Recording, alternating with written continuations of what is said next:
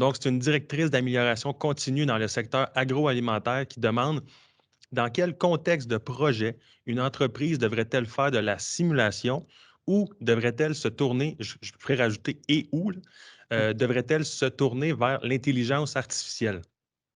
Si tu me permets de continuer dans la même lancée, François, dans le Oui, fond, je vous dirais quand il y a un nombre fini de solutions possibles, la simulation, est une solution idéale où on va tester solution un, scénario 2, scénario 3, scénario 4, et là, on va les tester dans notre environnement virtuel sans risque, que ça soit très physique, là, comme l'équipe de Rémi fait, ou que ça soit système, l'usine au complet, ou les opérations comme nous, on fait chez Simwell.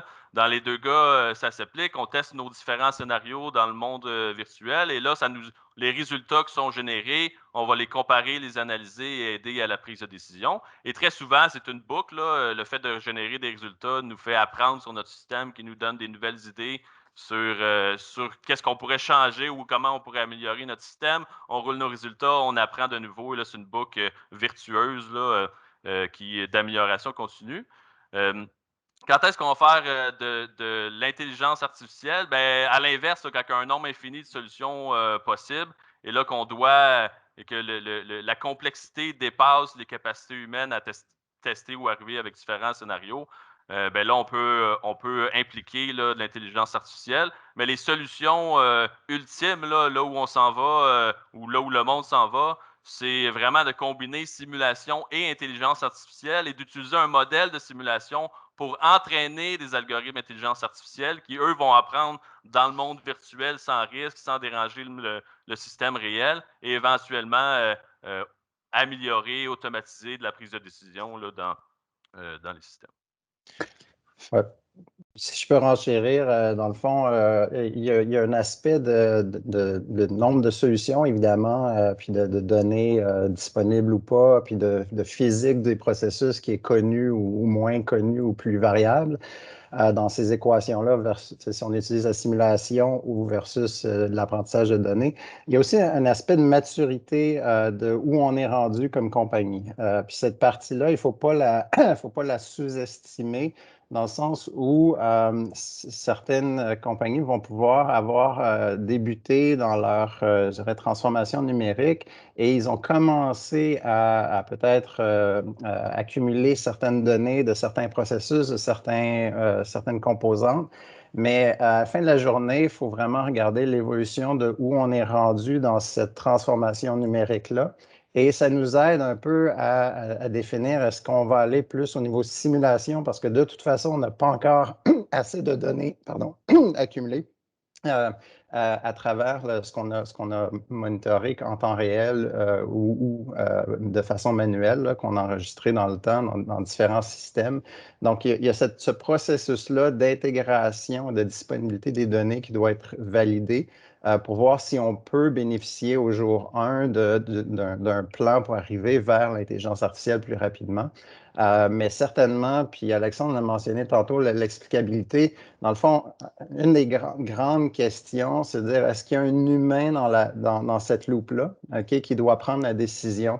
Au jour 1, typiquement, c'est oui, et si oui, il faut pouvoir lui expliquer le résultat. Malheureusement, au niveau de l'intelligence artificielle, on ne peut seulement qu'interpréter le résultat. Et il y a une grande différence entre l'interprétation et l'explication. L'explication, c'est le lien de cause à effet. Donc, dans les systèmes où on peut utiliser la combinaison de simulation et intelligence artificielle, c'est super intéressant parce que dans ces cas-là, on peut expliquer à l'être humain pourquoi il y a un tel résultat, pourquoi on lui demande d'augmenter la température ou de réduire le débit ou de changer le niveau de pression.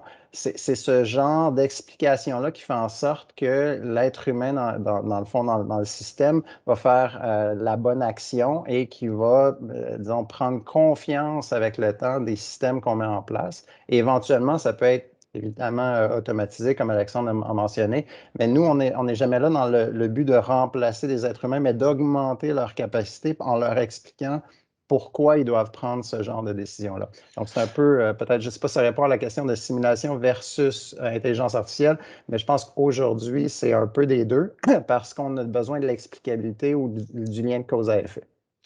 Effectivement, et pour aller dans ce sens, j'aime bien la complémentarité entre simulation et intelligence artificielle pour construire finalement un jeu de données suffisamment important pour que l'intelligence artificielle puisse apprendre des choses. Si j'ai 4 données, je ne peux pas apprendre grand-chose. La simulation peut apporter cet aspect-là.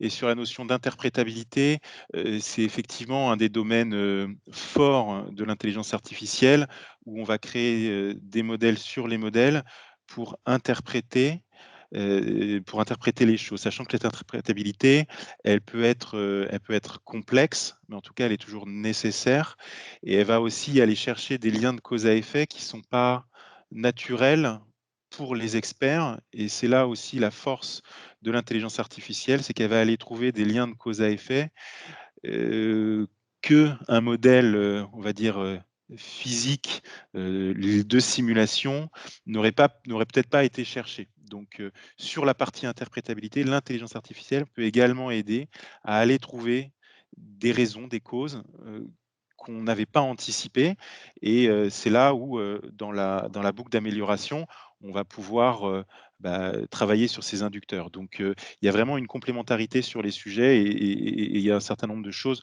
où c'est fait en partenariat entre les 2, hein. Par exemple, sur les prévisions énergétiques, pendant longtemps, on a fait de la simulation parce qu'on était basé sur, les jours de la semaine, la température, la pluie et cetera et au fur et à mesure du temps, on a commencé à mettre de l'algorithmie d'intelligence artificielle, on a couplé les 2 parce que, dans certains cas, l'intelligence artificielle a davantage raison, on va dire. Dans d'autres cas, la simulation est plus proche de la réalité et on est sur des modèles hybrides, qui sur lesquels on balance les 2 et mais je rejoins tout à fait ce que dit Rémi sur, garder l'humain dans la boucle, parce que les modèles d'intelligence artificielle apprennent des données, mais ils apprennent aussi de l'information qui est apportée par l'humain dans le modèle. Voilà et si au bout du bout, on souhaiterait avoir une automatisation pleine et entière sur des tâches bien précises, il faut que ça reste, quand même, sous contrôle avec une interprétabilité forte. Donc c'est pour ça qu'il y a aussi des pans, qui s'ouvrent, dans le domaine de l'AI avec, tout ce qui est AI and Ethics pour savoir comment je fais pour garder l'humain au centre du sujet, au centre de la valeur, avec les notions d'éthique et d'interprétabilité qui sont aussi des notions importantes.